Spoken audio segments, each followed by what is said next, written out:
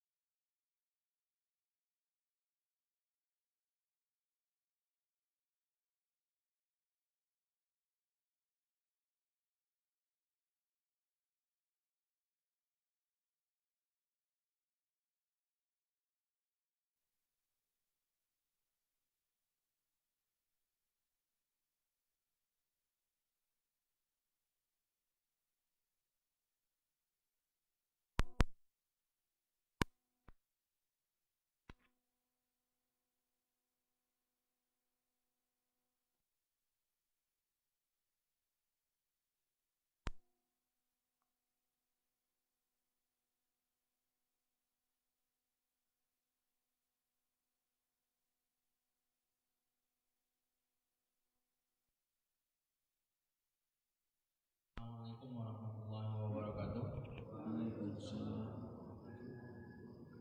Alhamdulillahirabbil alamin, bersyukur kita kepada Allah Subhanahu wa taala atas segala nikmat, iman, uang, kesehatan, segala kesempatan.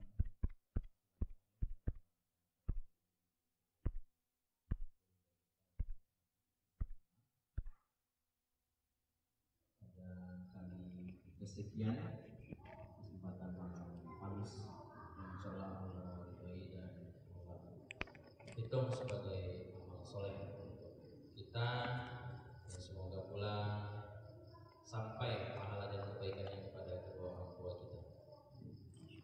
Salawat dan salam semoga selalu tercurah kepada Nabi Muhammad SAW. Allahumma sholli ala sayyidina.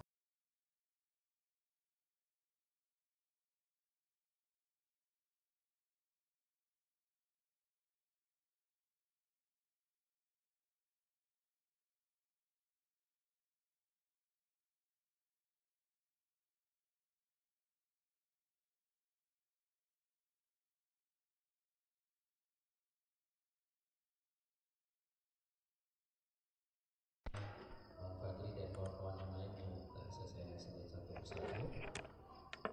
Insyaallah kita niat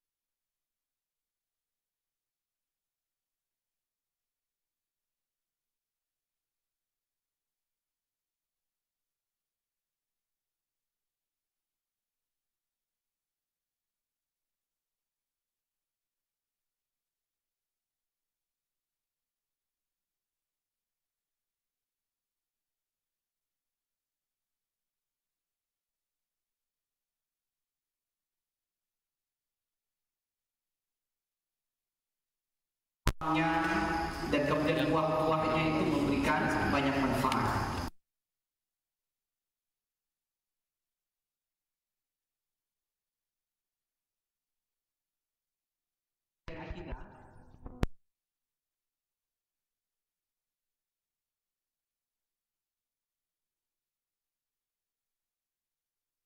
Tentang asbab. Kalau sering berulang, maka akhirnya kita meyakini kita kalau kita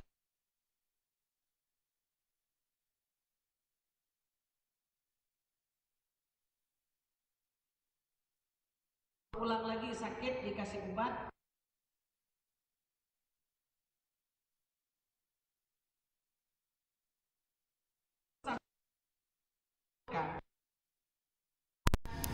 tanpa sadar nih asbab yang terus berulang. Kalau ditanya, "Ki sembuh pakai apa?" "Aku sembuh pakai obat nih." Karena terlalu sering asbab yang berulang. Maka mohon maaf, hari ini kebanyakan juga di antara kita yang meyakini bahwa obat yang menyembuhkan, bukan Allah Subhanahu wa taala yang menyembuhkan. Karena terlalu seringnya asbab yang berulang. Asbab itu bahasa Indonesia sebab. Ya. Nah, kalau dalam kajian tauhid, asbab itu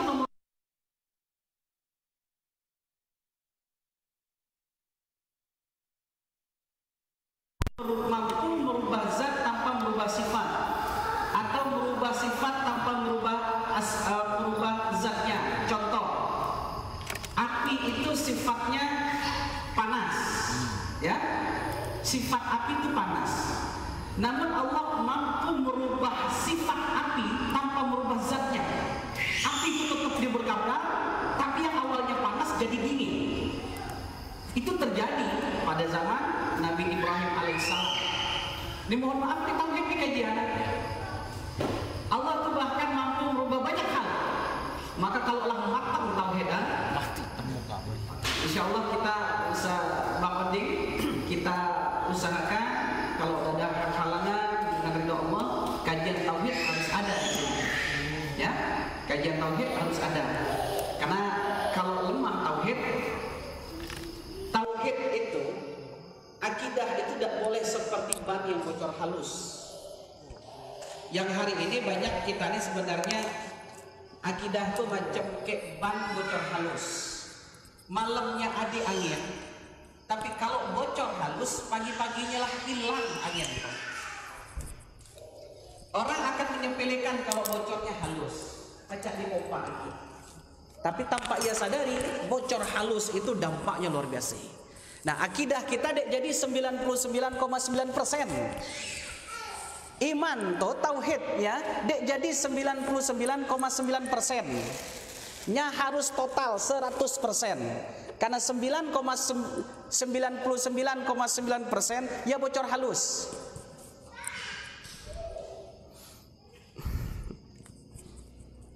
Cek kabel bang. Siap. Kedengar ya? Di kantong gue. Nah, kalau 99,9% dia bocor halus, takut pagi ya akan hilang. Dan mohon maaf Bunda, Ayahanda, seperti pertanyaan-pertanyaan kemarin yang disampaikan, adik ustazah yang bertanya tentang tontonan televisi, adik kawan-kawan yang bertanya tentang tradisi dan lain sebagainya, yang awalnya dianggap sepele tapi pada akhirnya merubah keyakinan kita. Kalau tak ada maka terkesan tak afdol. Ayahanda bunda yang dimuliakan dan dicintai Allah, insya Allah malam hari ini kita akan mengupas materi tentang makanan yang halal dan haram dalam syariat Islam. Dan ini kita kupas dari narasi Al-Quran dan hadis yang kita tampilkan, dan nanti ada jabarannya pastinya, penjelasan. Dan kemudian di akhir materi saya persilahkan kepada ayahanda bunda, jika memang ada hal yang ingin ditanyakan, jangan sampai nanti kita berada dalam keraguan-raguan terhadap apa yang kita konsumsi. Dan harapan saya nanti materi ini bisa dilanjutkan oleh terserah nanti siapa ya, mungkin Bang Onding atau siapa saja yang lebih spesifik tentang alatnya dan lain sebagainya. Hari ini kan saya akan menjelaskan secara zatnya. Jadi makanan yang diharamkan secara zat, dan kemudian beberapa pertanyaan-pertanyaan yang akan saya kupas. Tetapi dari produk-produk yang kita pakai selama ini pun saya kira harus disampaikan. Dan kalau memang ada yang punya file materi itu, berharap bisa disampaikan di sini. Contoh kuas ketika kita bakar ayam. Kuas ketika kita bakar ayam itu kan nak ditingok tuh pakai bulu apa? Nggak kawa kelak pakai bulu kakinya Bang Dika. Kita tidak tahu. Nah kemudian juga selain itu, nah kayak kemarin Ade Bang Rusli cerita sama saya, Ustadz, orang masak nasi goreng sekarang banyak pakai apa nama Bang? Ancu.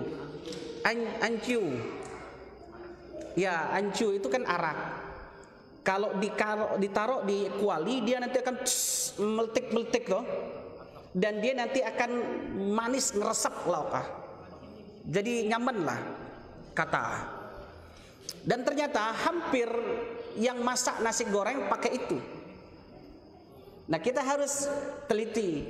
Yang beli martabak pun diantaranya, setelah selesai masak martabak tuh kan biasanya agak colet dikit tuh, ditaruh di atasnya. Cek dulu tuh barang ada label halalnya atau tidak, dan yang lain sebagainya. Kemudian dan banyaklah nanti insya Allah. Maka saya jujur saja kepada anak-anak saya, azam itu diantara, kalau kami ke minimarket, kalau pergi ke toko-toko, nyangrek kalau di halal lah. Bang beli nih bang, dia label halal nih anda, aku suruh bang nyangrek. Bagus, biar orang toko tahu. Jangan diam-diam. Jangan kita yang malu, bikin orang yang punya toko tuh malu. Kok berani jual tanpa ada label halal, sedangkan konsumennya mayoritas kaum muslimin. Oh deh hal deh, asal jangan rinso be. Nyangrek nih deh halal, oh rinso bukan pemakan. Ya mohon maaf, tidak apa-apa latih anak-anak ayah anda bunda kan. Kalau seandainya ke toko, pertama kali jangan tengok yang lain, ada deh label halalnya. Maka saya sering ingatkan juga ini kepada my bebek. Ya istri saya, alhamdulillah, setiap ada makanan yang terbawa ke rumah tanpa ada halalnya tulisannya, segera kami eksekusi. Tak boleh. Apalagi kalau membeli, paling penting itu tuh tengok ada makanan yang disuka oleh anak saya, tapi tidak ada label halal lah. Ya, sampai hari ini tidak pernah kita beli. Walaupun orang sering beli ya, kami tengok, tapi ya janganlah. Nah, intinya nanti ada materi khusus itu dari kawan-kawan, termasuk mohon maaf nih, air minum begini dia harus melewati proses filter. Ya, filter. Dan filter itu dibuat dari unsur hewani, tulang dan inti dan segala macamnya. Dan kemudian dari filter itu dibuat dari unsur hewani. Kalau pengen pakai tulang binatang-binatang yang halal seperti sapi dan segala macam, itu selangit harganya. Maka terkadang mohon maaf saya tidak mau bersuuzon ke sini, tapi sampai sejauh itu. Bunda-bunda mohon maaf saya nak tanya, kalau beli mentega ke pasar, biasanya ada tawarannya, nak yang murah atau yang mahal? Oh kan? Nak yang murah apa yang mahal? Coba kita tanya lo, dari bahan apanya bikin kalau seandainya pecah murah mentega tuh? Keju bukan mohon maaf, keju maupun mentega. Bu, Pak, apalagi kalau beli di pasar kan, nak beli keju, nak yang murah apa yang mahal? Yang ini mahal ini sekutak macam nih, 30 lebih ribu. Nah ada yang murah nih, sekilo bahan hanya 11.000 harga atau 17.000, harga 3 kali lipat loh. Nah, dari apa bahan kita? Intinya boleh maksud saya untuk bertanya-tanya. Sosis dijual di pinggir jalan berapa harga ya? Yang anak-anak kita makan 1.000. Yang lah pakai cucuk-cucuk telur atau diputar-putar ke telur goreng. 1.000 itu di harga pedagang pinggir jalan. Artinya kalau harga toko sekitar berapa? 800 lah. Harga toko 800, harga distributor 500, harga pabrik dari bahan HP tuh. Dek, bukan uli, kau nak nanya lu. Dek, mohon maaf bolehlah kita bertanya-tanya dalam diri kita. Dari mana pacak dapat untung 1.000 benda nak ni besar ah. Dan memang banyak varian harga. Nak beli yang harga 5.000 dapat satu kantong plastik, kayak harga 70.000 satu kantong plastik ada. Yang kita beli ke anak-anak kita di pinggir jalan itu pada posisi pedagang yang sudah dapat untung saja masih bisa menjual Rp1.000. Artinya kalau dihitung harga pasar kurang lebih Rp800. Harga pasar turun ke sini harganya ulah kurang lebih sekian rupiah. Turun lagi ke sini harganya sekian rupiah. Belum potong pajak, belum potong produksi dan segala macam. Jadi kurang lebih Rp200 tuh si kok sosis tuh harga produksi ya. Dari apa bahannya? Intinya tuh yang ingin saya tanyakan. Maka nanti kita harus dapat materi tentang ini. Kalau saya hari ini akan menjelaskan materi umum saja dulu. Secara zat makanan-makanan yang diharamkan dalam Al-Quran maupun hadis. Pengembangan materinya insya Allah nanti kita akan ada kupasannya. Bahkan mohon maaf kalau nanti kawan-kawan sampai berani menyebutkan nama produk. Ini produk ya intinya jangan diekspos aja. Ya, kalau sampai seandainya kawan-kawan yang menyampaikan materi Mang Sila, tak ada apa-apa, asal aku ganteng di sini apa? Aman, bagus. Baiklah. Dan memang pertama muka aku hitam, jadi kak nak pakai lampu segera macam mana aku tukang hitam. Baik, mari sama-sama kita mulai kajian ini dengan membaca basmalah. Silakan Ustaz, jalankan slide-nya. Makanan yang halal dan diharamkan dalam Islam. Saya ngasih gambar itu agak ekstrim-ekstrim. Ada tikus, ada kelipan, ada sayur penyayur, ada petai jengkol, ada yang di bawah itu potongan maruz, darah, dan banyak dijual di supermarket. Ya. Kita masuk ke slide pertama. Ada dalil di sana tentang makanan. Allah Subhanahu wa taala berfirman, Majusan, ya ayyuhan nasu kulu mimma fil ardi halalan thayyiba. Ayat kedua, ya ayyuhalladzina amanu kulu min thayyibati ma razaqnakum. Yang pertama, wahai manusia, makanlah yang halal bagi dan baik, halal dan baik dari apa yang terdapat di muka bumi. Surah Al-Baqarah ayat 168. Ayat Al-Baqarah, surah Al-Baqarah ayat 172. Hai orang-orang yang beriman, makanlah yang baik dari yang telah kami rezekikan kepadamu. Ayanda bunda, saya Ahad subuh kemarin ngisi di Baitul Ma'ruf. Ya, sedikit gambaran dulu. Ketika saya ngisi materi di Baitul Ma'ruf, di antaranya saya menyampaikan sedikit tentang makanan yang halal ini. Itu yang termasuk dalam doa kita. Allahumma inna nas'aluka ilman nafi'a. Yang kedua ya, warizqan halalan thayyibah. Selanjutnya wa amalan mutaqabbala wa shifaan min kulli da'in wa saqamin bi rahmatika ya arhamar rahimin. Apa yang saya jelaskan dalam kupasan materi itu? Saya menyampaikan pertama terkait dengan ilmu, bahwa ilmu yang bermanfaat itulah yang akan mendatangkan rezeki yang halal. Allahumma inna nas'aluka ilman nafi'a. Ya Allah, kami mohon kepadamu ilmu yang bermanfaat. Karena banyak ilmu tapi tidak bermanfaat. Ilmu yang bermanfaat itulah yang akan menghadirkan rezeki yang halal. Kalau ilmu tidak bermanfaat, mohon maaf nih ya, contoh nih baik. Saya pernah menanyakan ini ke beberapa mahasiswa saya. Kita belajar matematika dan bahkan banyak yang tidak pacak jawab. Untuk apa kita belajar matematika? Yang guru-guru kemarin saya tanyakan, mohon maaf, kita belajar matematika untuk apa? 1 tambah 1 sama dengan 2. 2 tambah 2 sama dengan 4. Bahkan kalau di SMP itu lah ada sin, cos dan segala macam. Ujung-ujung hanya 0,004-nya isi jawaban. A ada segala macam. Untuk apa kita belajar matematika tuh? Mohon maaf, ayahanda belajar matematika untuk apa? Biar apa kita belajar matematika? Biar pacak ngitung. Saya kira bukan itu tujuan kita belajar matematika. Bang Yadi, untuk apa kita belajar matematika, Bang? Biar lebih tahu. Oke lah benar. Bang Onding, untuk apa kita belajar matematika? Hah? Syarat kelulusan. Belajar matematika untuk syarat lulus, Bang. Dek baca matematika dia lulus. Bang Dika, untuk apa belajar matematika?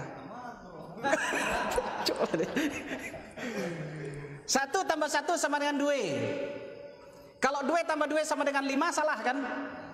Oh dah, Ustaz, ngapa belajar matematika? Biar ku dek dibulek ke orang. Ada yang ngomong macam ya. Untuk apa ki belajar matematika? Biar ku pacak ngitung. Ki pacak ngitung biar apa? Ya pertanyaan. Kita biar pacak ngitung, nggak belajar matematika. Pertanyaan, biar pacak ngitung untuk apa? Biar tak diakal orang. Biar tak diakal orang, artinya dia tukang akal, ada yang diakal kan? Tujuan matematika kita belajar hanya sikok sebenarnya. Satu hanya tujuan belajar matematika, biar kita jadi orang yang adil dan jujur. Ya, dia lebih. Orang belajar matematika hari ini banyak. Bahkan S1, S2, S3-nya matematika. Setelahnya pacak matematika, dia dipakai. Kita titip duit 10.000. Tolong beri ke orang nih, sampai ke orang tuh tinggal 7.000. 10 dikurang 0 jadi 7.000. Dari mananya belajar? Dan jarang sekali guru-guru menyampaikan tujuan matematika itu nyesikok nak, biar kalian jadi orang adil. Kita salah ngitung, ada yang terzalimi tak? Ada. Bahkan nih dengan ilmu matematikanya sengaja untuk ngulang orang. Dang lah orang dek tahu dek.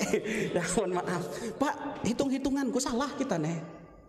Salah hitung-hitunganku nih. Karena kalau ini sisa lagi 18 juta. Dang lah orang dek tahu dek. Tulislah 15 juta di sini. Mohon maaf, Pak. Inilah akhirnya ilmu dek bermanfaat tadi.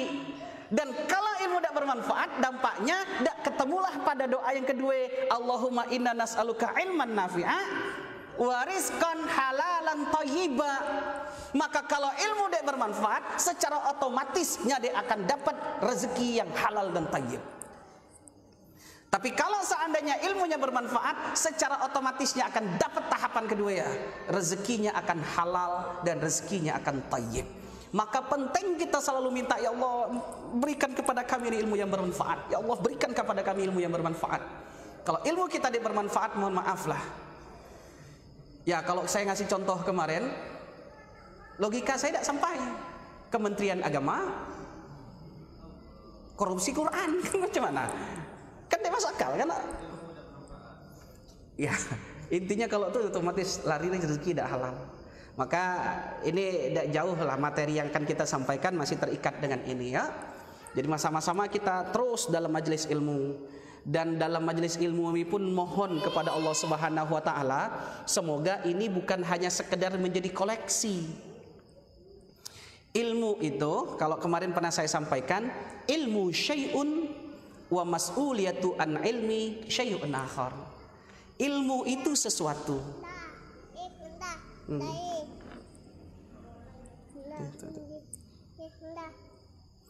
Ilmu sesuatu, pertanggungjawaban tentang ilmu itu sesuatu yang berbeda. Ini yang sering menyampaikan ini adalah almarhum Hashim Muzadi. Apa contoh dari beliau? Dulu ketika Indonesia merdeka, sarjana hukum itu tidak banyak, sedikit sarjana hukum, tapi keadilan itu tinggi. Hari ini hampir seluruh kampus ada jurusan hukum. UBB ada, Pertiba ada. Kalau Bangka ini bahkan UT pun ada. Per tahun kita itu seabrak-abrak mengeluarkan sarjana hukum. Harusnya dengan sekian banyak sarjana hukum, keadilan semakin tinggi atau semakin rendah? Harusnya semakin tinggi atau semakin rendah? Kan seharusnya. Tapi kenyataannya kan enggak. Kenapa? Karena ilmu sesuatu, pertanggungjawaban tentang ilmu adalah sesuatu yang berbeda. Orang-orang yang mampu bertanggung jawab dengan ilmu, itulah orang-orang yang mendapatkan ilmu yang bermanfaat tadi. Tapi kalau ilmu tidak bermanfaat, maka mereka termasuk orang-orang yang termasuk kategori ini, hanya di kategori ilmu, tapi mereka tak bertanggung jawab dengan ilmunya. Baik ayahanda bunda yang dimuliakan dan dicintai Allah, termasuk yang di sini juga, halal itu bukan tidak boleh berdiri sendiri, tapi diimbangi juga dengan tayyib, baik. Kalau makan halal saja silahkan, tidak apa-apa. Tapi tetel tiap hari makan, stroke lah kan. Artinya tayyib itu penting. Tayyib itu artinya baik. Yang baik ini yang tidak mendatangkan mudarat. Ada bahkan orang yang sudah tidak dianjurkan lagi makan ini, tidak baik lagi untuk kesehatannya. Halalnya Ustaz, imam halal, tapi tidak baik untuk kesehatan, maka juga harus dikaji, ya. Nah, kita lanjutkan. Sekarang kita akan masuk kepada kriteria makanan atau binatang yang diharamkan di dalam Islam. Ada dua, yang pertama adalah haram li zatihi, dan yang kedua adalah haram li ghairi. Haram li zatihi, li zat itu zat, secara zatnya haram. Jadi kalau dikatakan haram li zatihi, artinya secara zatnya itu ada haram. Selama ini mungkin ada kesimpang siuran di kita, Ustadz, makan ketam keramango hukumnya apa? Halal atau haram? Ustadz, kone termasuk yang hobi minum kopi luwak, Ustadz. Kopi luwak ini kan Ustadz. Yang dicuci. Sementara ini najis, Ustadz. Masa kone minum kan mohon maaf. Bang Rusli tidak pernah nengok proses kopi luwak? Pernah? Kelak macam mana dia? Ku ada video apa? Macam mana proses itu? Ketika dari makan, proses keluar sampai proses suci. Ya kopi luwak itu kan dimakan kayak binatang, berfermentasi di dalam perut, keluar dalam bentuk kumpulan-kumpulan macam ini. Murni nya. Saya bukan ngomong jorok. Dan kemudian diolah-olah kita minum. Kalau di Jepang, di Cina tuh ada lagi malahan panda yang makan daun.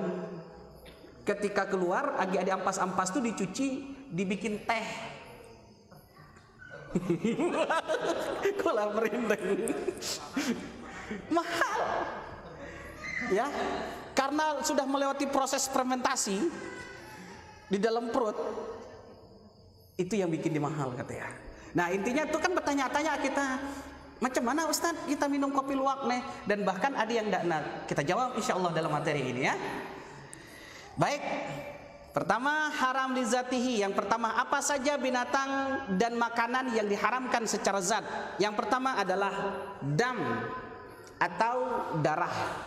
Banyak surah di dalam Al-Quran yang menjelaskan tentang ini. Di antaranya adalah surah Al-Ma'idah ayat 3. Hurrimat alaikumul maitatu waddamu walahmul khinzir wa ma uhilla li ghairillahi bih. Dan diharamkan kepada kalian bangkai, darah, khinzir, lahmal khinzir, daging babi. Nanti akan saya jelaskan. Wa ma uhilla li ghairillahi bih. Kalau memang ada yang menghalalkan itu, maka itu dipastikan bukan datang dari Allah Subhanahu wa taala.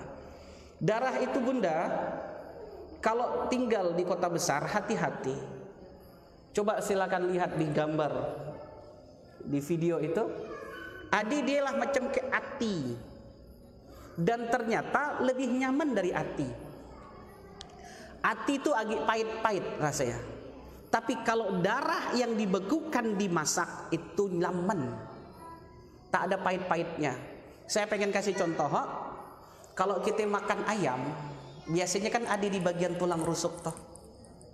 Di bagian tulang rusuk macam kayak ati tapi bentuknya bentuk tulang rusuk. Itu apa itu? Ati? Limpah? Bukan. Itu darah yang tidak keluar.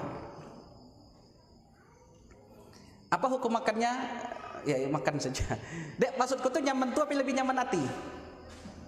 Gati makan tuh dah? Gati ya? Nyaman nak? Dak ada pahit-pahit, kenyal-kenyal dan segala macam. Itu mah harus yang sering dijual di pasar. Darah disembelih itu ditampung. Dan setelah ditampung dibikin petak-petak dan dijual. Itu marus namanya. Nah, hati-hati maksud saya. Kalau ningok macam kayak ati pitak-pitak macam itu. Bahkan kita tak asing kalau di Jakarta itu melihat ada jual ini. Kalau bagi kita haram, tapi mungkin bagi orang lain mereka tak paham kalau ini haram. Maka saya tegaskan. Dan kemudian kategori darah yang haram itu yang mana? Kategori darah yang haram itu yang mengalir. Tapi yang sudah tak mengalir lagi itu tidak haram. Nih ayam kita sembelih, keluar darah. Dan setelah keluar darah, pertanyaan saya apa semua yang darah keluar? Tidak kan? Kemudian kita cuci. Nah darah yang keluar ini najisnya. Kalau kena baju kita harus bersih. Kalau kena badan kita harus dibersih kalau nak sholat. Nah setelah kita bersih, kita cuci, kita teputong, tak. Ketika kita potong, tapi lah dicuci nih ada darah mercek ke baju kita, itu tidak najis lagi. Dan itu tak haram lagi. Kami di pondok, saya di Gontor dulu santri itu 4.000. Masak itu pakai kuali besar. Jadi luar itu ketinguklah wah macam kayak film Upin Ipin tuh. Tapi pas kita gigit dalam merah dia. Merah. Kadang mohon maaf merahnya itu masih seger lah. Dak makan, dak belau, dapat makan ayam nih seminggu sekali. Jangan cacak nak taifam. Aku geli, deh aku nampung kayak yang geli-geli aku makan. Istri saya mungkin merasakan itu juga karena di pesantren gitu kan, masak tuh sekali kuali besar, bro. Ustadz kan darah ini sangat haram, dak, karena dia bukan yang mengalir. Darah yang keluar disembelih keluar, nah, itu yang haram. Tapi yang tersisa samalah kayak kita masak nyembelih sapi kan, semua kita sudah punya pengalaman mungkin di Idul Adha. Setelah kita sembelih itu sapi yang mengalir nyebur itu, kalau kena baju kita jangan dipakai untuk sholat. Tapi anggap saja kita spesialisasinya bagian pentung tulang. Spesialis kita bagian mutong-mutong sapi ya, mutong-mutong daging. Yang diantar ke kita daginglah jadi, putong. Pasti ada sedikit darah yang masih lengket kena baju kita, silahkan boleh dipakai. Ya, jambung. Jadi yang diharamkan adalah yang mengalir. Dan kemudian darahnya itu pun termasuk dalam kategori najis. Saya tambah dikit dak PPO, Ustaz, lalu macam mana kayak darah nyamuk Ustaz? Najis dak? Darah nyamuk najis dak? Nyamuk gigit kita, ngentem ke baju, kelepor, ngecapnya darih di sini. Ngecap darih di sini. Dari hurang kan kia. Nah, jadi tidak dipakai baju nih. Jadi tidak? Jadi ya, jadi karena dia bukan dihukumi kepada darah, dia dihukumi kepada nyamuk. Jadi kalau ada nyamuk gigit darah kita tepur, dicap darah di sini. Dia tidak dihukumi darahnya, tapi dia dihukumi nyamuknya. Nyamuk adalah binatang yang tidak mengalir darah di dalam tubuh. Binatang-binatang yang tidak mengalir darah di dalam tubuh, bangkainya tidak najis. Nyamuk itu darahnya bukan darah yang mengalir, tapi itu makanan dia. Jadi tepuk, ngecap, najis. Tapi dia termasuk kategori bangkai nyamuk. Bangkai nyamuk tidak najis karena tidak mengalir darah, dan dihukumi darah itu kepada hukum nyamuknya. Baik, sejauh ini nyambung nggak? Kita lanjut. Silahkan yang kedua. Yang kedua adalah haram lizatihi. Kalau saya sengaja tulis nih daging babi tulisannya. Narasi di dalam Al-Quran itu hinnama arrama alaikumul maitata waddama walahmal khinzir. Lahmal khinzir itu secara tekstual artinya daging babi. Ini sempat menjadi perdebatan bagi kalangan yang, ya mungkin mohon maaf saya juga tak berani menyatakan lemahnya keilmuan mereka. Tapi dalam konsep ilmu usulul fiqh dan ilmu Al-Quran, dia ada yang disebut dengan mafhum muwafaqah, mafhum mukhalafah. Ayat ini betul yang digunakan adalah kata daging, tapi pengharaman babi adalah keutuhan seluruhnya. Maka kalau yang pernah ngikut materi saya dulu awal kemarin, ada ayat di dalam Al-Quran menggunakan kata khusus, tapi maknanya adalah umum. Contohnya yang lain, ada ini misalkan, ada orang bilang, Ustadz mohon maaf Ustadz, yang kuharamkan hanya daging Ustadz. Kalau bulunya, tulangnya ku bikin sumsum, jadi saya Ustadz, tetelnya ku bikin untuk bakso. Karena kan yang diharamkan hanya daging babi. Ustadz ngadi-ngadi kalau pakai macam tuh. Kalau macam tuh jawaban dia, maka jawab. Kalau kang nguruci mak, kakak pukul langsung. Ngapain? Yang diharamkan kepada mak itu hanya ngomong ah saja. Yang diharamkan kepada mak itu ngomong ah saja. Wala taqul lahuma uff, dan janganlah kamu berkata ah kepada ibumu. Janganlah kau berkata ah kepada orang tua. Jadi yang kau tak boleh kepada mak itu hanya ngomong ah. Kalau kau kesel mak, kakak pukul langsung. Dia itulah dia di. Maka katanya khusus tapi pengertiannya umum. Dan banyak di dalam Al-Quran itu sedemikian, ya. Maka benar disampaikan, kita tidak boleh asal menafsir. Dan orang-orang yang boleh berijtihad itu adalah mereka yang sudah memiliki kafaah, kapasitas keilmuannya. Saya ketika pulang ke Bangka tahun 2012, seingat saya dapat selebaran tentang babi ini, bahwa yang diharamkan itu memang hanya daging, sehingga di situ dipaparkan kulitnya bisa dipakai untuk kulit sepatu, untuk dompet, bahkan untuk kerupuk pun ditulis begitu boleh. Nah, aku bilang macam mana cara memahami ini, ya? Dan kita mohon maaf tidaklah sedemikian, karena di dalam kajian ilmu itu dikupas. Namun memang ada ulama yang memperselisihkan hanya satu hal saja.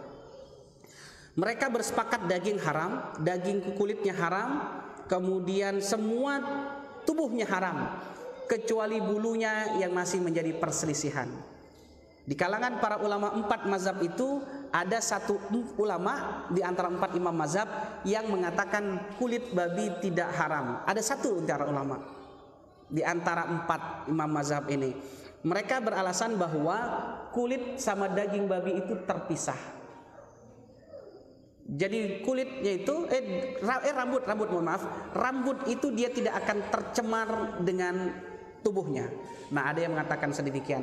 Tapi secara mayoritas para ulama berpendapat bahwa itu hukumnya haram. Kalau tanya sama saya, Ustaz, bagaimana pendapat Ustaz? Aku mengatakan haram. Di antaranya Imam Syafi'i yang mengatakan haram, maka saya ikut pendapat beliau. Baik ya.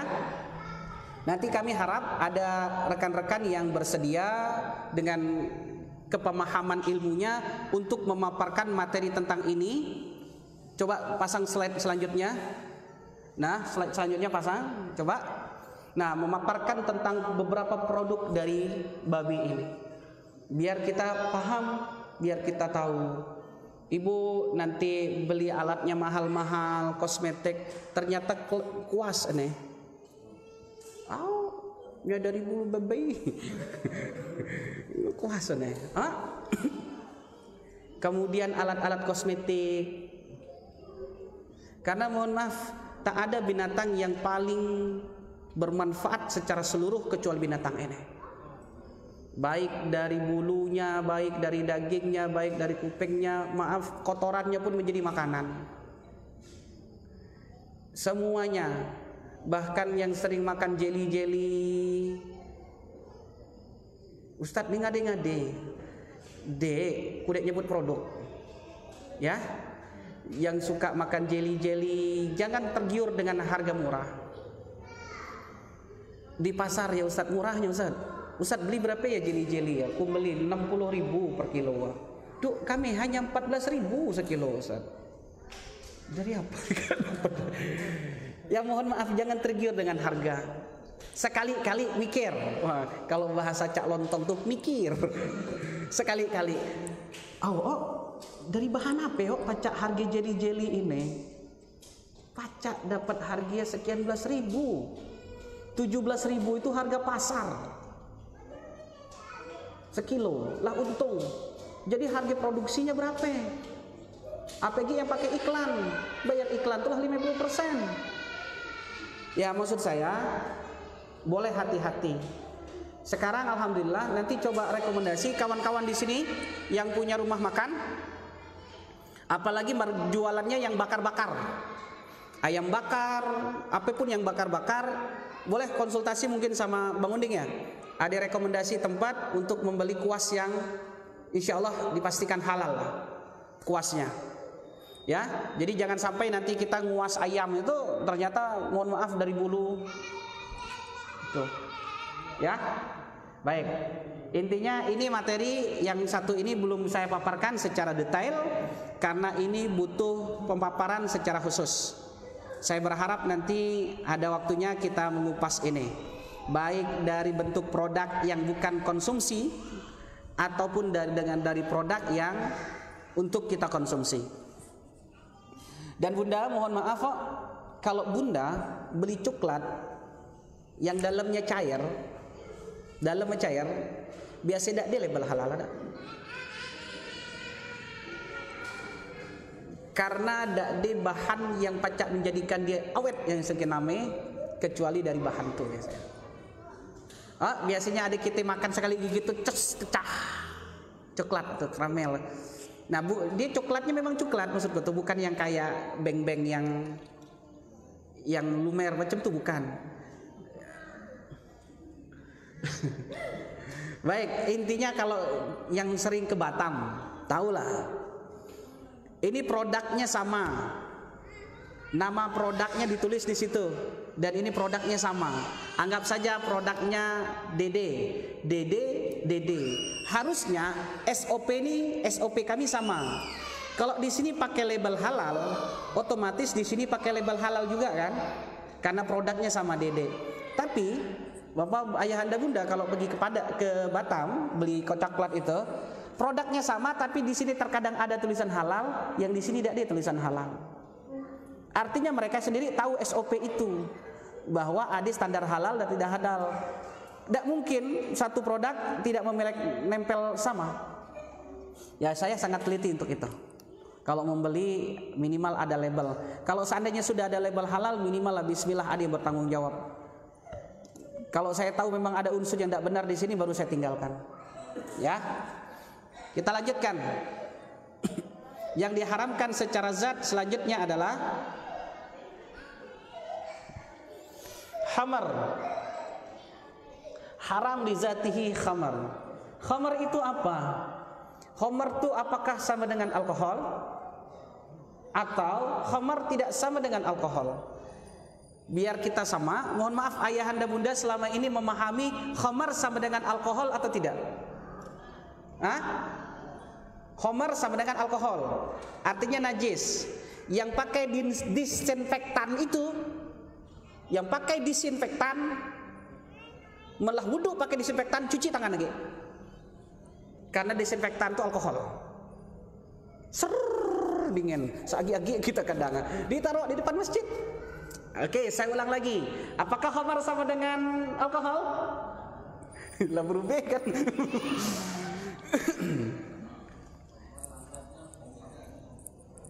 Khamar sama dengan alkohol atau tidak? Kalau khamar sama dengan alkohol, maka ayahanda bunda saya usulkan, khamar itu najis kan? Kalau seandainya Bunda menganggap sama dengan, maka pesan saya habis ini jangan ada satu lagi yang pakai disinfektan. Tidak mungkin kita bermain-main ke najis.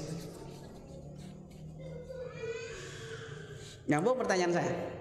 Maka para ulama pernah ada terjadi mereka melakukan kajian di ulama ulama internasional yang tergabung perwakilan dari ulama-ulama yang ada di sedunia. Mereka berkumpul di Mesir waktu itu. Mereka mengeluarkan fatwa tentang alkohol. Khamar tidak sama dengan alkohol. Walaupun dalam majelis itu ada di antara mereka yang menganggap sama dengan. Ya, alkohol itu memang dibuat untuk ada yang mungkin yang di dunia kedokteran lebih tahu lah, membuang bakteri dan segala macam. Tapi kalau khamar, minuman yang melewati proses fermentasi, memang bertujuan untuk memabukkan. Azan berkumandang, kita pending dulu ya. Kelihatannya tidak selesai kita materi hari ini. Saya nggak apa-apa ya Bunda ya. Saya tidak suka kebut. Nanti kita ngambang.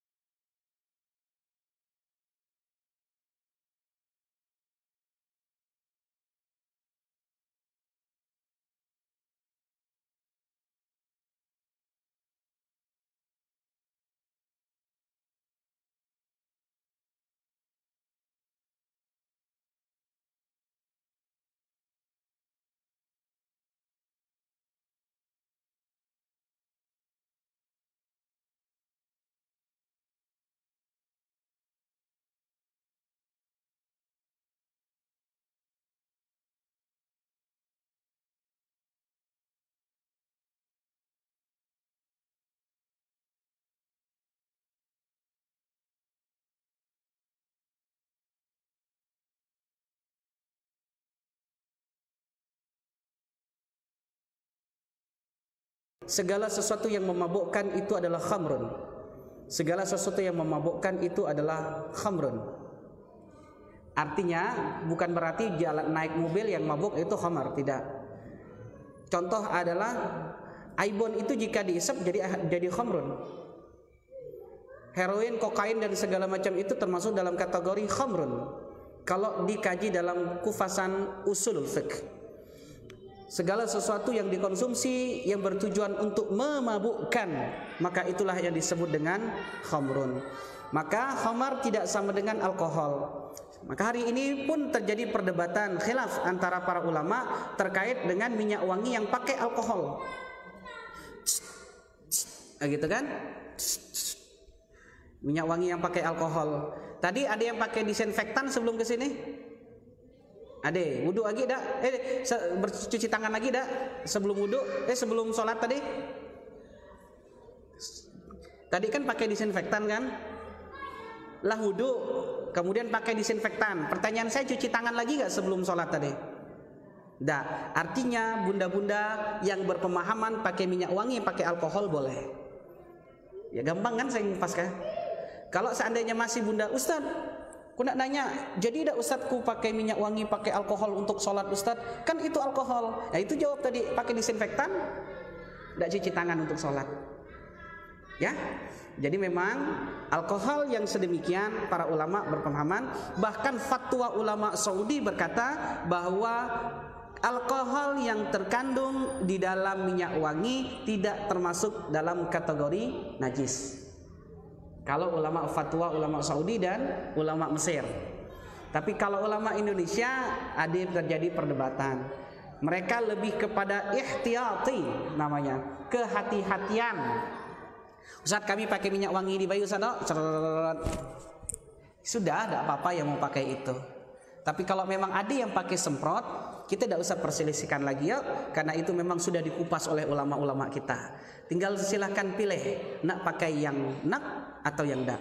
Ustadz sendiri mana? Saya selalu mengutamakan pakai minyak wangi ini. Tapi jujur saja, per 1 minggu tuh belum tentu sekali aku pakai minyak wangi.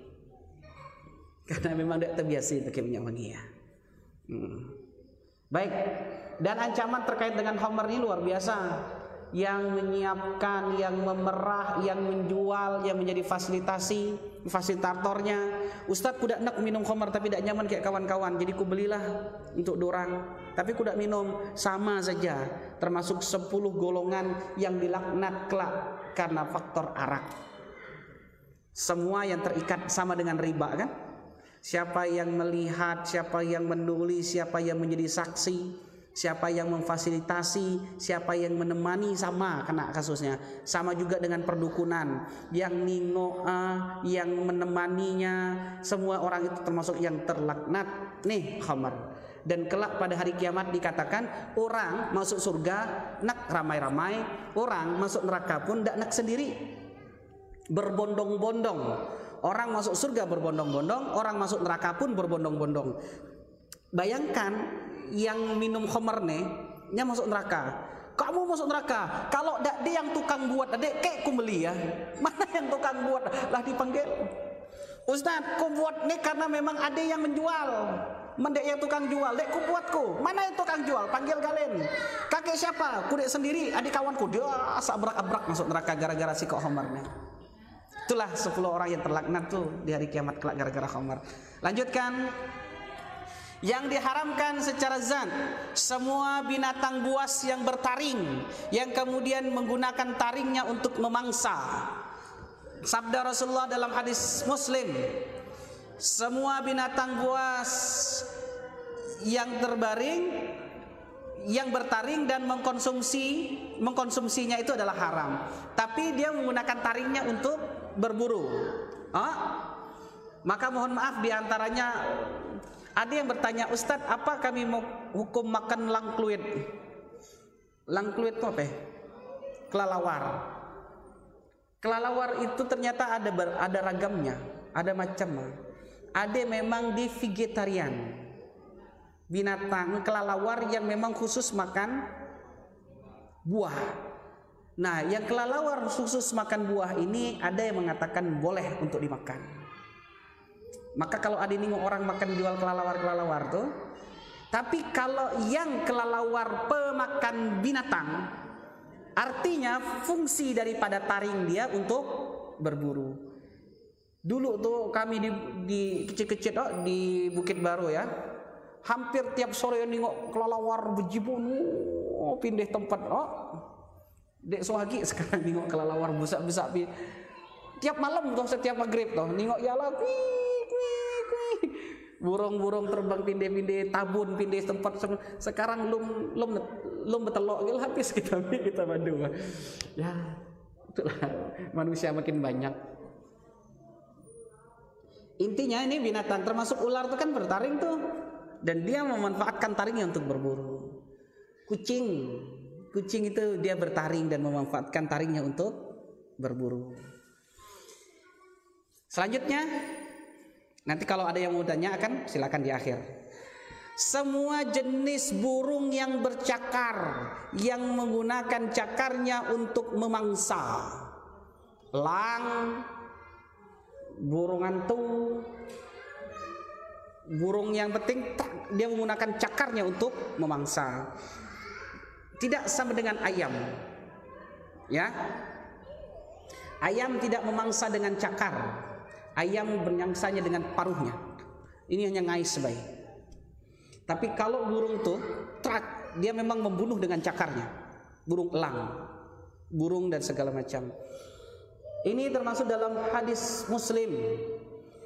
Rasulullah bersabda, beliau melarang memakan setiap binatang buas yang bertaring dan burung yang mempunyai cakar. Dijelaskan dalam hadis ini menggunakan cakarnya untuk berburu. Yang keenam adalah semua binatang yang diperintahkan untuk dibunuh. Jadi bunda, ayahanda, ada binatang-binatang kita seandainya ketemu kayak binatang ini memang dianjurkan untuk dibunuh. Apa saja? 5 binatang jahat yang boleh dibunuh, baik di tanah haram, Mekah ataupun Madinah, atau di luarnya. Tikus, kalajengking, burung buas atau burung gagak, anjing hitam. Dan kemudian di hadis yang lain pun dikatakan demikian juga cicak, termasuk binatang yang dianjurkan untuk dibunuh. Rasulullah memerintahkan untuk membunuh cicak dan beliau menamakan fawashiqah atau binatang jahat yang kecil. Dulu kan adik orang tua kita madeho, ya pahala yang bunuh cicak ya. Aku dulu pikir benar deh, tapi memang ada hadisnya. Tak tega sih. Maka kecil-kecil lo kami ganti betet tepur. Sekarang tak suagi. Tak suagi pertama rumah orang sekarang lah tinggi-tinggi. Dulu rumah orang rendah.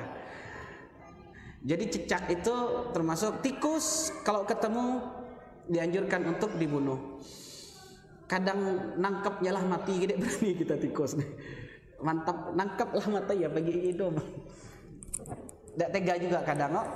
Ya, cara bunuh tikus tangkap, masuk keranjang, dipanasin, ditaruh di bawah matahari 10 menit lah matinya. Tikus tidak tahan panas. Kalajengking, kemudian binatang buas itu seperti ular kobra, ular segala macam tuh binatang buas tuh. Burung gagak. Namun pesan saya satu, jangan bunuh burung gagak di 2 negara. Kalau Anda bunuh 2 burung gagak di 2 penjara ini, bahkan ancamannya bisa saja dihukum penjara lebih daripada 10 tahun. Pertama, Mesir. Mesir menjadikan burung gagak sebagai lambang negaranya. Maka di Mesir itu bebas. Dan ternyata ini tidak pacak dilepas daripada historis bahwasanya Mesir ini adalah negara dari peradaban kuno, dari zaman Fir'aun dahulu. Dan mereka termasuk yang meyakini gagak ini adalah termasuk burung yang mendatangkan keburukan atau kebaikan, memberikan informasi itu. Yang kedua, India. Jangan bunuh burung gagak di India. Bahkan seluruh burung di sana hukumnya tidak boleh. Maka surga binatang itu di India. Saya pernah sampaikan di sini, kalau kita duduk di sini, keliling kita ini anjing kalian kalau di India tuh. Cubailah dan rajang. Bahkan kita naruh sendal di sini, baring di atas sendal kita lah. Terajang binatang India ya, kita dikeroyok kayak orang sepasar ya. Jadi di sana, karena maka di sana itu termasuk yang berpemahaman liur anjing itu bahkan tak najis.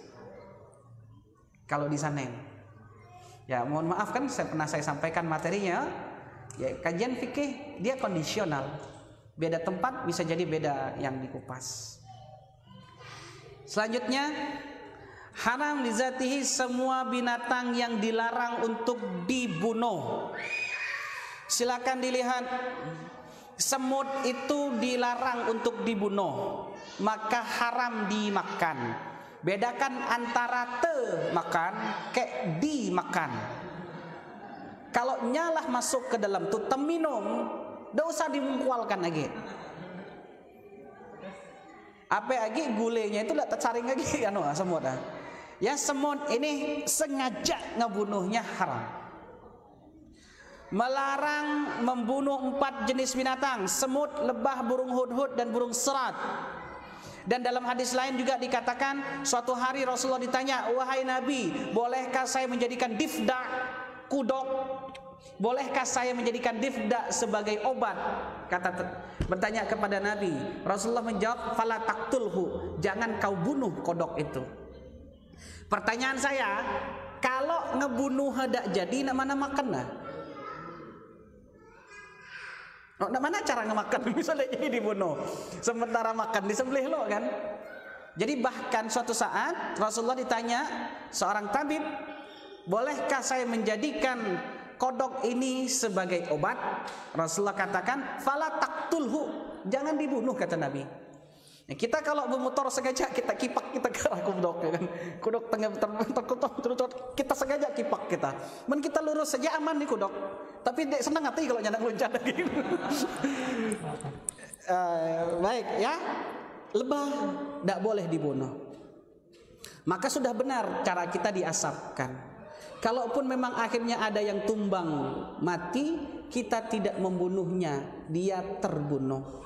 Karena kita pengen mengambil manfaat daripada madunya. Maka kan diasap, tidak dibakar. Dan tidak dibenarkan orang yang membunuh semut itu pakai bakar. Pohon semut pakai bakar, tidak bagus, tidak baik, tidak boleh. Karena tidak boleh sengaja membunuh. "Ustadz, kami ini macam mana lah lebaran, kami kue ini manis sekalian, kami pakai kapur bagus tuh." Nya bunuh diri Ustadz, nyaliwatnya mati. Kita punya masalah yang sama. Ya, dan ini tidak ada niat kita untuk membunuh semut itu, tapi kita ingin memberikan maslahat untuk makanan kita, untuk kita hidangkan kepada orang lain. Ya, baik, kita sama-sama paham untuk itu. Dan seandainya memang semut ini akan memberikan banyak mudarat, seandainya lah berkumpul di pohon kusen, kalau dibiarkan terus dia akan lapuk dan dia akan bersawang di situ. Kalau tidak pacak caranya benar kecuali dengan disemprot, ya itu solusi, tidak apa. Bukan berniat kita untuk membunuhnya, tapi ingin memberikan maslahat yang lebih besar. Sengaja ngebunuh itu yang tidak boleh. Kan terbanyak tuh semut berjalan dari dusi gitu, dikecat-kecat gitu. Dusi. Nah, maka ada kejadian ini pada masa Nabi Sulaiman. Bahkan tentara yang segitu besar gagahnya di stop perjalanannya demi gerombolan semut yang sedang berjalan. Baik, ayahanda bunda, madu ini tidak boleh dibunuh. Nanti kalau telur nanti akan saya jelaskan. Selain madu ada. Nah, kemudian yang diharamkan secara lizatihi, keledai jinak. Keledai itu kalau kita di Arab ada yang jinak, ada yang liar. Ada yang didapatkan di gurun, nah itu boleh dimakan itu. Tapi kalau seandainya sudah kita jadikan tunggangan kita, itu sudah haram dimakan. Keledai jinak. Saya cepatkan saja. Kemudian binatang yang lahir dari perkawinan 2 jenis binatang yang berbeda. Yang satunya halal dan satunya haram. Perkawinan antara babi dan domba, ada itu contohnya. Perkawinan antara keledai jinak dengan keledai jinak dengan keledai liar, itu haram hukumnya. Intinya perkawinan silang sekarang lah banyak. Itu babi berdulu domba. Ada kan? Artinya memang ini sudah disetting, perkawinan itu sudah banyak. Baik, selanjutnya izin, mohon maaf, jam berapa sekarang, Ustaz?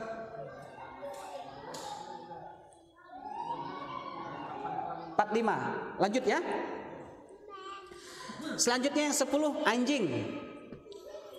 melarang dari harga jual beli anjing, upah, pelacuran dan hasil praktek perdukunan. Jual beli anjing tak boleh, makannya tak boleh. Saya ada menampilkan foto ini, bagaimana anjing yang sudah dipanggang tinggal dikonsumsi. Jangan nak. Kemudian yang haram secara zatihi juga binatang yang buruk dan menjijikan. Ini kemarin ada bunda yang bertanya, Ustaz, kami kalau geli macam mana Ustaz? Makanlah kecoa. Menjijikan. Kecoa tak bertaring. Kecoa tidak termasuk binatang yang harus dibunuh, tapi dia menjijikan. Kelipan, kerabak lutung, laba-laba, ya, termasuk misalkan.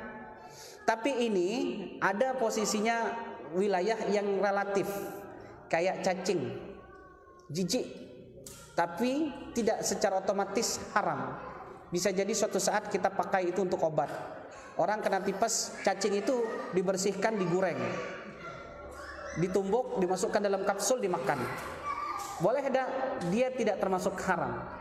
Ya, tapi kalau jijik ini kan termasuk kategori mengharamkan bagi segala sesuatu yang buruk. Itu dalilnya. Kata-kata buruk itu ditafsirkan para ulama adalah menjijikan, maka relatif. Ya, pasarnya. Baik, selanjutnya haram dizatihi. Mohon maaf nih, kok ada gambar yang mungkin kurang nyaman dilihat kawan-kawan. Semua yang mendatangkan mudarat terhadap kesehatan manusia, apalagi sampai membunuh diri, baik dengan segera maupun dengan cara perlahan. Ngapa nak foto tu benar Ustaz? Ya memang tuh ada foto yang ku dapat, ku tempel situ. Saya berani masang foto itu apa? Karena di atas itu kan Rasulullah melarang memakan makanan yang mendatangkan mudarat dan membunuh. Dalam Al-Qur'an tuh bahkan wala taqtulu anfusakum, janganlah membunuh diri kalian sendiri. Ku baca di sini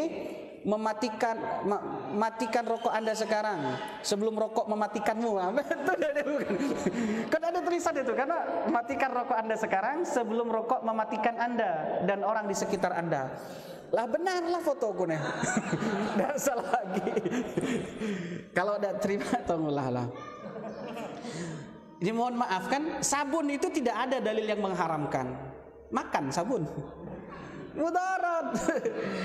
Ustadz, kalau aku nak minum air rinso halal tak? Minumlah. Karena ada yang mengharamkan. Tapi gara-gara minum air rinso kita jadi mabok. Makan dulu, saya nonton berita anak yang tiap hari gawe makan sabun. Bahkan kalau dia tidak makan sabun dia lemes. Makan mak beri dia makan sabun. Tidak saro, tidak beli beras, tidak beli apa lah. Makan sabun, cecil sambal. Makan sabun, cecil sambal. Jadi makan sabun tiap hari, dan sabun itu sabun batang yang untuk nyucian tuh. Dan tidak mati. Pertanyaan saya, nak diharamkan secara otomatis tidak? Mendatangkan mudarat. Bahkan mohon maaf, ada bahkan orang yang tidak pacak agi makan nasi karena kandungan gulanya tinggi. Kita tidak sebutkan haram, tetapi karena mendatangkan mudarat baginya maka dianjurkan tidak dimakan lagi baginya. Nah, tapi kalau yang poin-poin ini yang mendatangkan kematian kepada kita dan segala macam mutlak diharamkan. Baik, pada materi selanjutnya saya akan menjelaskan tentang li ghairihi, tapi tidak sekarang. Saya ingin menjelaskan itu dulu. Coba saya sekilas saja yang di li ghairihi disembelih selain untuk sesaji. Karena mohon maaf saya pengen menjelaskan ini lebih detail. Karena ini masuk dalam materi akidah. Kemudian menyembelih tanpa membaca basmalah. Kemudian juga bangkai, macam-macam bangkai mana saja yang boleh dimakan, mana yang tidak. Kalau bangkai ikan macam mana syaratnya. Kemudian juga bangkai janin binatang yang di dalam perut sapi dan maknya disembelih, macam mana boleh dimakan apa tidak. Kemudian makanan yang diambil dengan cara yang tidak baik atau cara yang haram. Ada satu lagi jalalah. Jalalah ini binatang itu halal, tetapi dia suka makan kotoran. Suatu hari Rasulullah pernah melihat unta makan kotorannya sendiri, maka Rasulullah katakan itu binatang yang haram untuk kita makan, nyebut unta itu, dan susunya tak boleh dimakan. Itu jalalah. Macam mana caranya biar dia jadi halal lagi? Artinya jangan sekarang ngupasnya. Nah, silakan. Kemudian ada binatang yang halal tercampur dengan yang haram. Masak kue lebaran atau kue yang di atasnya krim banyak, jatuh cicaknya goyak-goyak berjalan di atas kue kita ya. Nah, macam mana? Baik, silakan Ustadz buka langsung ke makanan berikut. Apa hukum beberapa makanan berikut? Ada gambar. Ustadz.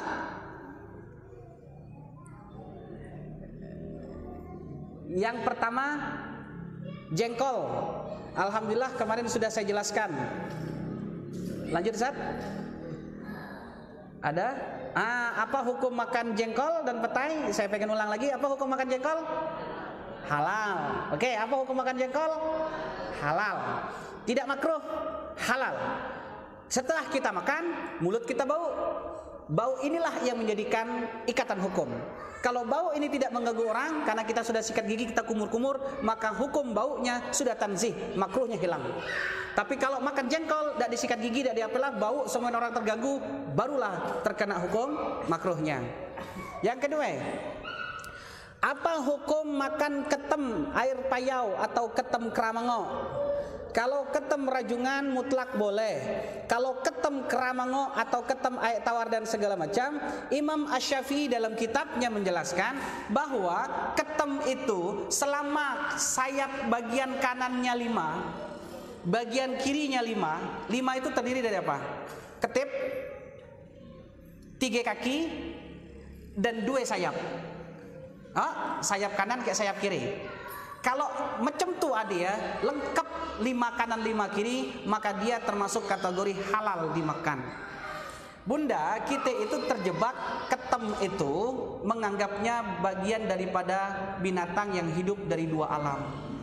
Binatang yang hidup dari 2 alam itu apa sih? Binatang yang dia punya 2 alat pernafasan. Ketem ini dia bukan binatang yang hidup 2 alam, tapi dia ini adalah binatang darat, binatang laut, binatang air, tapi bisa bertahan di darat. Kayak kuda Nil. Kuda Nil itu binatang darat, tapi sekali dia nyelam 8 jam dia pacak di dalam air. Itu kuda Nil. Udang itu binatang darat, binatang laut. Udang satang atau udang segala macam. Tapi ditaruh di darat sekitar 3, 4, 5 jamnya agi hidup. Tapi dia tetap hanya memiliki 1 pernafasan. Ketem keramango hanya memiliki alat pernafasannya 1. Dia tidak menggunakan 2 alat pernafasan. Ini binatang air tapi bisa bertahan di darat. Sama kayak buaya. Asaklah di darat bahaya. Dak buaya itu binatang air, tapi pacak bertahan di darat.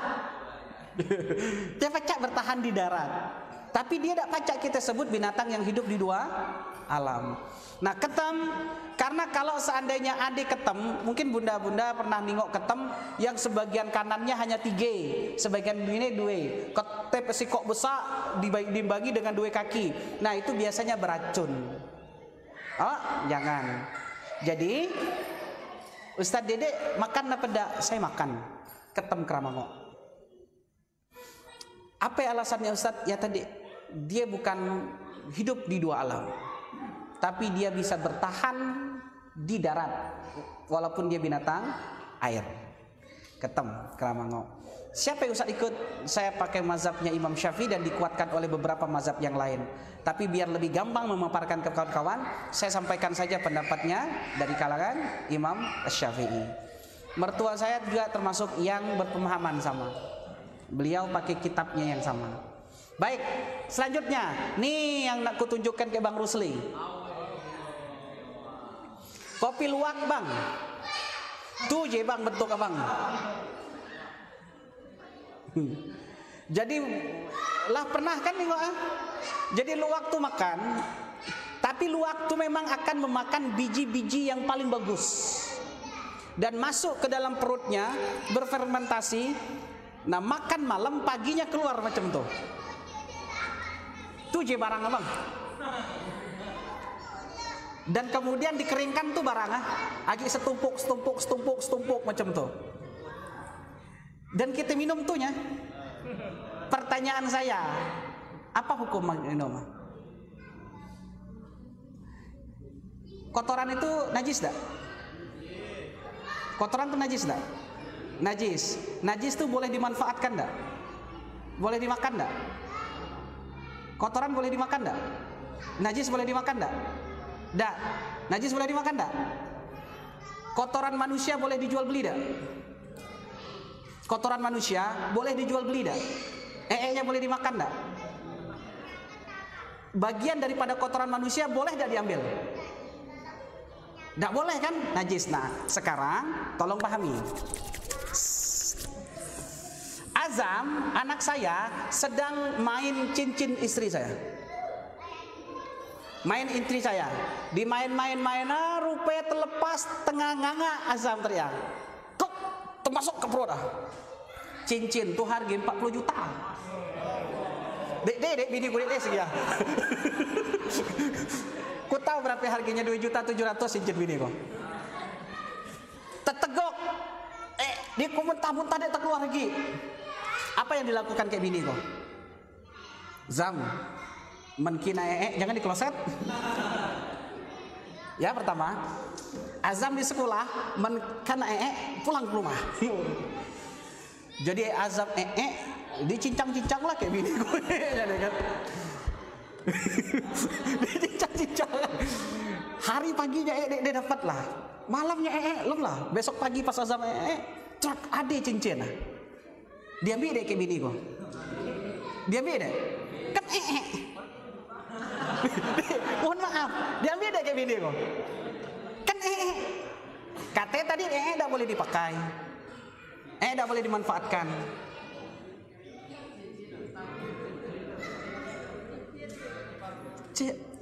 Ya, jadi begini. Imam Asy-Syafi'i menyampaikan. Saya bukan lebih sering menyampaikan pendapat Imam Syafi'i. Apabila gajah memakan kelapa secara bulat-bulat dan kemudian masuk ke dalam perutnya dan dia buang kotoran kelapa itu utuh bulat-bulat, maka yang najis adalah keliling kelapa saja. Jika telah dibersihkan kelapa itu dan dibuka, maka isi kelapa dan airnya tetap halal untuk diminum.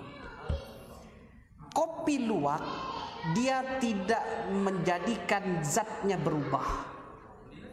Dimakan bulat dan keluarnya tetap bulat. Burung pret dia makan sahang petani itu. Burung pret itu dimakan sahang petani dan sekali dia itu macam-macam nih bulat dah. Jeluduk gitu kan. Itu bukan burung pret apa namanya? Itu tetap diputek ke petani, dicuci karena sahangnya dek berubah. Ini kopi luwak, coba tengok tadi ya. Zat kopinya dek berubah. Bentuk kopinya dek berubah. Yang kotor itu hanya bagian kelilingnya saja. Tapi setelah melewati proses pencucian, maka kopinya tetap utuh dan itulah yang dikonsumsi. Kalau kawan-kawan bilang, Ustaz mohon maaf tuh kan Ustaz tidak boleh diapa-apakan lagi, tidak boleh dijual beli dan segala macam. Tadi cincin lagi kita pakai. Cincin bukanlah kotorannya, karena dia tidak berubah. Bisa bedakan Nah intinya tuh yang kita minum dari kopi luwak. Kalau dimakan kayak luwaknya biji keluarnya encer, minum lagi. Jadi kalau seandainya dimakan biji keluarnya sudah bentuk bubuk, tidak boleh. Tapi kalau dimakan biji keluar biji, maka itu tidak merubah zatnya. Tuh luwak. Dulu aku termasuk yang ragu minum kopi luwak. Karena nengok video tuh bang, dari proses aduh kataku minum nih.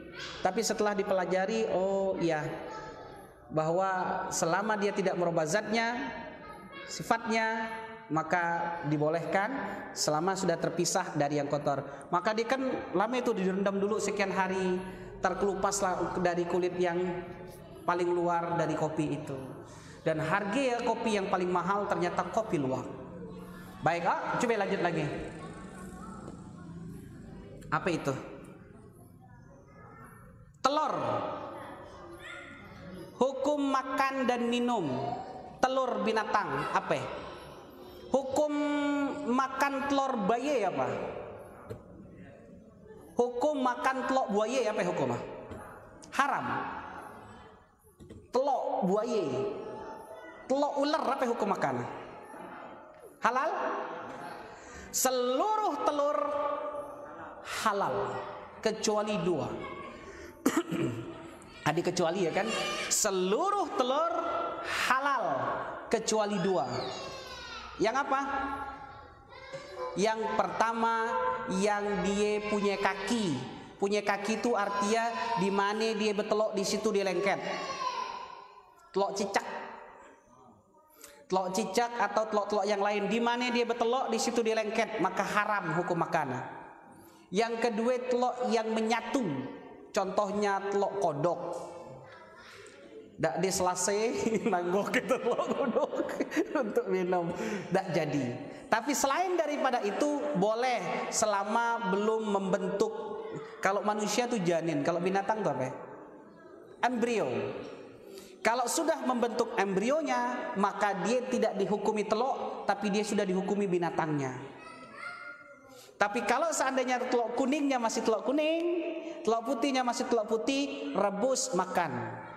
Ustaz nak makan telok buaya, belum pernah ningo sampai hari ini. Jadi telok buaya itu nak dapat, misalkan kebetulan dapat telok ular kan, telok apa nih? Telok ayam, dicicip sama kayak telok ayam rasa, walaupun telok ular halal dimakan. Tapi kalau seandainya embrionya sudah ada, bentuk ularnya lah ada dan segala macam, maka itu tak boleh dimakan. Jangankan telok buaya, telok ayam pun kalau lah membentuk embrio ayam tak jadi dimakan. Karena apa? Karena dia tak dihukumi telok lagi, dialah dihukumi ayam. Sementara hukum makan ayam harus disembelih. Ketok dibuke lah ada paruh lah ada paruh. Bahkan mohon maaf terkadang bulu halusnya kan lah muncul karena bentuknya itu ayam lah dierem 15 hari kita ambil kita buka lah membentuk lah setidaknya warna lah agak merah ayam itu. Nah ini tidak jadi lagi karena dia lah masih lah berbentuk ayam. Baik. Satu lagi ada tak tuh? Ada tak? Siput. Siput apa hukum makan siput?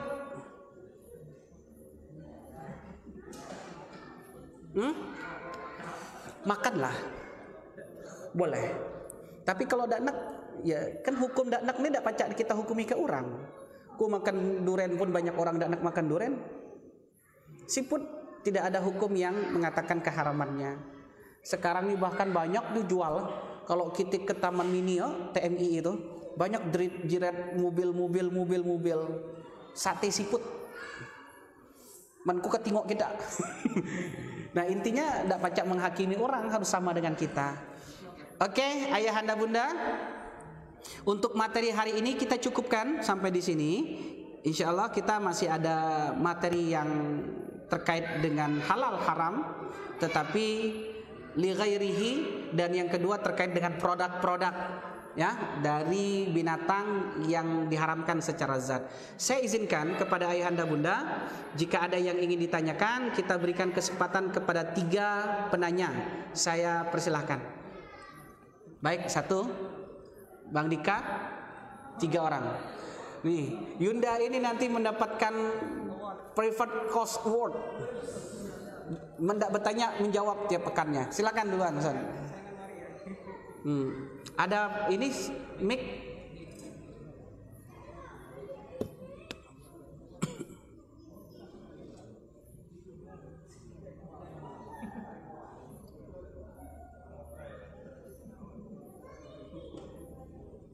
Assalamualaikum warahmatullahi wabarakatuh. Mohon izin Ustaz bertanya terkait dengan hukum makan buaya. Itu kalau nggak salah itu ada ulama yang mengatakan halal. Bagaimana pendapat Ustaz Buaya. tentang buaya ya? Saya termasuk yang berpemahaman bahwa buaya binatang bertaring dan menggunakan taringnya untuk berburu. Jadi saya termasuk yang berpemahaman haram makan buaya karena dia bertaring dan menggunakan taringnya untuk memangsa. Termasuk dalam kategori yang kelima tadi. Buaya binatang bertaring dan menggunakan taringnya untuk berburu. Di Aik Belo tuh pernah di Lempah Kuning ke orang. Seperti abang pun lah. Nya timbaknya buayanya makannya. Intinya ada makan. Kataku dek haram. Jadi dek kami makanlah kami Lempah Kuning haram kataku. Karena dia termasuk binatang yang bertaring dan menggunakan taring untuk berburu. Itu salah. Silakan Bang Dika. Mic-nya di siapa?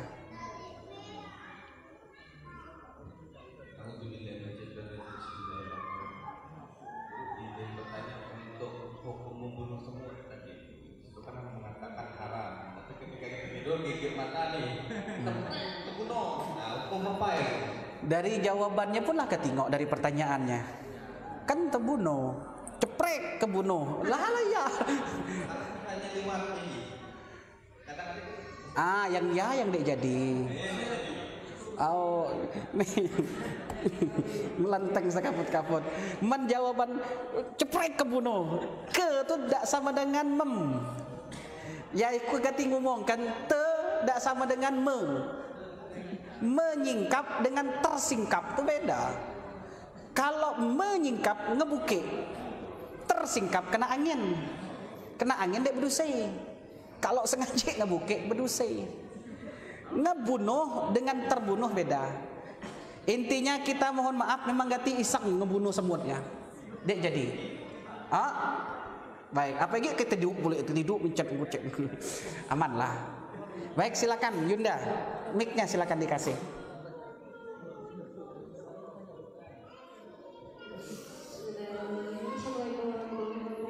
Waalaikumsalam. Ada beberapa pertanyaan. Masya Allah.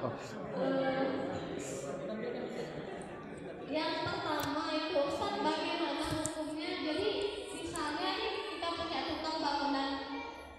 Tukang bangunan itu kan kalau dia udah mau pulang tuh biasanya nanya, rokoknya ada nggak ya? Padahal kita ini ya ada juga yang apa namanya ya kopi kita dan sebagainya kan. Nah itu kan pertanyaan tentang rokok tuh kan. Dalam hati kita nih, kita tuh mengharapkan rokok karena anak muda kan itu. Itu gimana hukumnya kan? Nah yang kedua, hukum tentang insulin kan. Apa itu? Ada yang beberapa orang yang pengen dijerat dari insulin ketika tahu faktanya insulin itu kan dari B2. Tetapi ketika dia meninggalkan itu, dia masih ragu-ragu untuk mengambil obat atau cara yang lain. Nah yang ketiga tentang perkembangan stem cell kan. Nah stem cell itu kan yang kemarin-kemarin kan ada beberapa ini ya kan ya, penyuntikan stem cell yang memang ketika disuntikan di tulang-tulang dia itu akan memperbarui sel-sel, regenerasi sel-sel. Yang kemarin itu kan ada yang dari B2 dan dari janinnya sapi, ada yang dari janinnya manusia. Nah yang terbaru ini ada saya dengar itu bisa menggunakan dari plasenta kita sendiri gitu. Ketika memang dibutuhkan, plasenta itu disimpan dan bisa digunakan untuk kita. Itu bagaimana hukumnya dan pandangan Masya Allah. Kok bukan jawab, dengar pertanyaan gelah tunggu dulu. Baik, saya coba ngasih jawaban umum dulu. Jadi suatu hari baginda Rasulullah SAW ditanya tentang khamar untuk dijadikan obat. Jadi suatu hari Rasulullah itu ditanya tentang khamar untuk dijadikan obat. Kemudian Rasulullah jawab, innahu da wa laysa dawa. Wahai Nabi, macam mana kalau aku jadikan khamar ini sebagai obat? Rasulullah menjawab, sesungguhnya itu adalah penyakit dan itu bukanlah obat. Yang kedua, Rasulullah kemudian menyampaikan, sesungguhnya Allah telah mengharamkan sesuatu.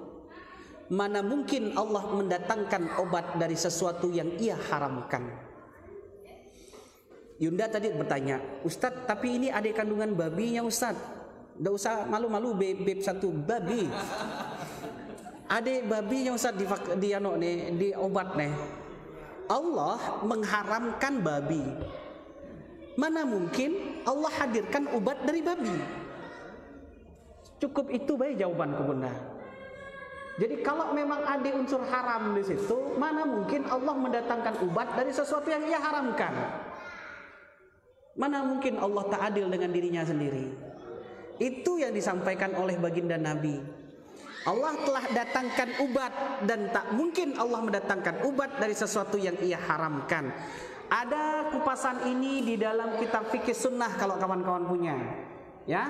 Dalam kitab fikih sunnah itu ada di situ disampaikan beberapa dalil tentang pengobatan, tentang doa-doa syifa dan kemudian tentang hukum berobat dengan sesuatu yang diharamkan. Di situ para ulama secara khusus Said Sabiq menjelaskan di situ kemutlakan akan keharaman jika ada unsur haram di dalam obat itu.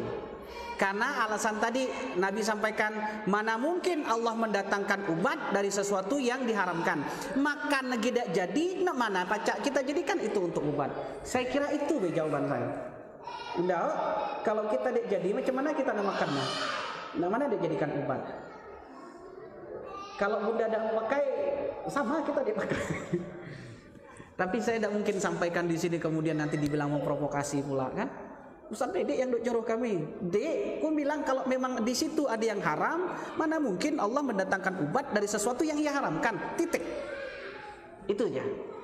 Dan kemudian dikatakan innahu da wa laysa dawa. Itu adalah penyakit dan itu bukan obat. Yang menyampaikan adalah baginda Rasulullah sallallahu alaihi wasallam.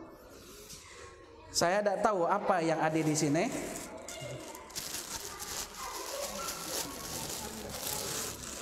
Untuk abang yang pertama, izin bang, ini ada hadiah baju untuk abang.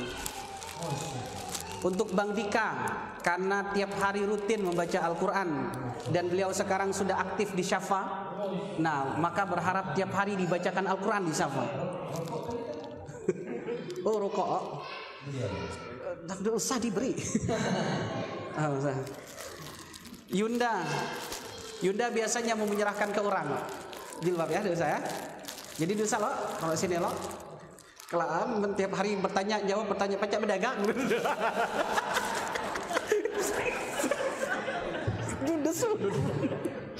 Mohon maaf ku ingin. Baik, saya kira cukup ya. Oh baik, silakan.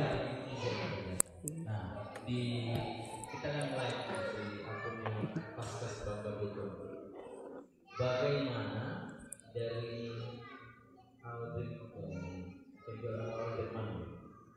pertanyaannya bagaimana bisa mengetahui telur itu sudah jadi embrio tanpa harus membentangkan terlebih dahulu? Gimana? Bagaimana mengetahui telur? Tadi kan telur itu halal.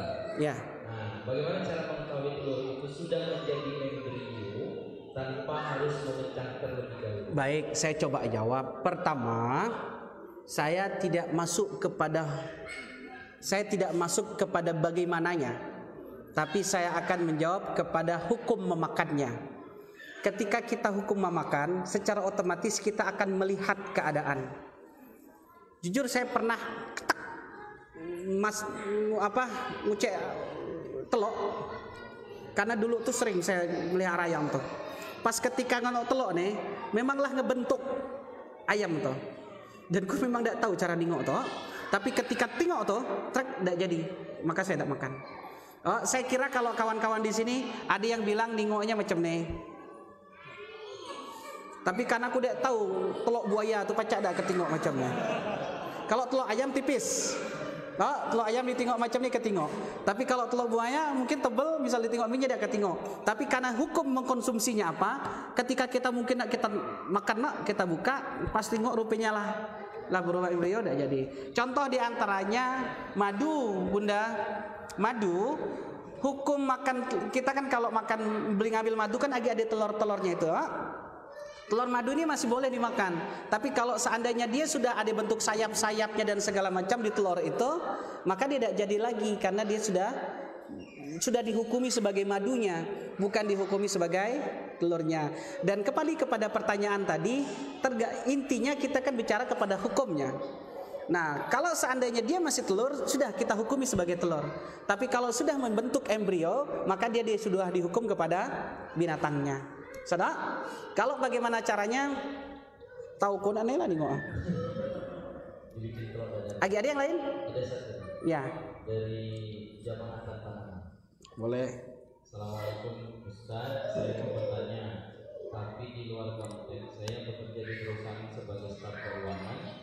Perusahaan selama saya bekerja meminjam ke bank dan setiap bulan ada bunga pinjaman. Dan saya sebagai staf keuangan selalu mencatat transaksi itu ke pembukuan. Apakah saya juga berdosa sebagai pencatat bunga bank tersebut? Mohon pencerahannya. Terima kasih Ustaz. Izin nanti minta tolong Ustaz Firdaus menyampaikan tentang materi riba. Biar dikupas secara total daripada kita materi ini baik. Sayang, Jadi izin Bunda yang bertanya tadi karena aku nengok kertas dari sini. Jadi izin. Ya, disampaikan tentang materi ini. Biar tidak jadi ngopi dakwah bayi, tapi biar Ustaz Firdaus menyampaikan di sini ya. Karena saya kemarin lihat slide beliau menjelaskan tentang riba. Nah, nanti saya lihat Ustaz Firdaus materi yang tentang riba disampaikan di mana, yang belum beliau masuk mengupasnya nanti saya melengkapkan di pertemuan selanjutnya. Izin untuk Ustaz Firdaus saja di kontak jika memungkinkan pekan depan daripada bikin orang dak acak tidur gara-gara mikir nih. Jadi pekan depan kita materinya usahakan tentang riba, kontak beliau dulu. Biar beliau dak bikin materi baru, cukup materi yang di Kopi Dakwah. Nanti mungkin beliau sampai detail kepada produk-produk ada atau hukum umum. Ya intinya silakan ditanyakan. Nanti saya akan memberikan langsung bentuk contoh-contoh dan akad-akad yang lain. Insya Allah itu Bunda ya, bukan mohon maaf saya bukan tak mau menjawab, tapi sangat sayang jika hanya menjawab ini, karena ini tidak pacak dijawab kecuali saya akan kupas secara total dulu. Secara umum kita kupas dan ini satu di antara kupasannya. Itu saja. Mohon maaf jika ada yang salah. Yang benar pasti datang dari Allah, dan yang salah dari saya sendiri. Kepada Allah saya mohon ampun, kepada ayahanda bunda saya mohon maaf. Kami juga mengucapkan terima kasih banyak kepada bunda-bunda, ayahanda bunda yang sudah membawa jinjingan dari rumah biar diambil manfaatnya untuk kita makan bersama di sini. Kita doakan semoga apa yang bunda bawa Allah ganti dengan berlipat ganda, dan kemudian ini menjadi nilai pahala buat ayahanda bunda. Bismillah, saya akhiri. Billahi taufiq wal hidayah. Assalamualaikum warahmatullahi wabarakatuh.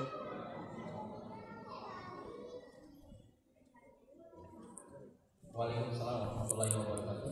Jadi untuk pertanyaan tadi nanti akan kita bahas khusus ya di pekan depan. Insya Allah nanti kita informasikan ke Ustaz Firdaus, minta disampaikan materi terkait riba. Baik, kawan-kawan kembali mengingatkan dan mengajak, ini Darul Askar sedang ada hajat pertama, sedang berikhtiar untuk pembangunan toilet untuk santri dan untuk kegiatan yang akan dilakukan di tempat ini. Kita sudah infokan itu di media sosial ya, bisa dilihat juga di situ. Sementara kita pakai rekeningnya Ustadz Didi Purnamadu, ada kode 01 kalau mau ikut gabung jadi donatur. Kemudian insya Allah nanti akhir bulan kalau Allah izinkan kita juga akan ada kegiatan hijrah Quran di hari Sabtu 30 Januari. Kemudian Jumatnya kita akan buat seminar Tibun Nabawi akan menghadirkan Ustaz Usman Alam dari Pondok Askof Milenial Kalimantan Barat, Pontianak. Kemudian beliau juga sebagai pengajar di sekolah verbalis Muslim.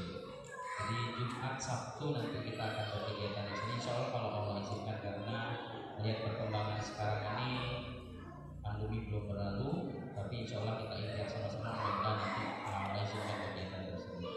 Baik, dari kami seperti itu saja yang datang dari Allah Subhanahu Wa Taala. Dan salah dari saya yang kurang belajar sejauh ilmunya, kita tutup dengan sama-sama beristighfar kepada Allah Subhanahu Wa Taala. Astagfirullahaladzim, astagfirullahaladzim. Tambah dengan doa kepada majlis. Assalamualaikum warahmatullahi wabarakatuh. Waalaikumsalam warahmatullahi wabarakatuh.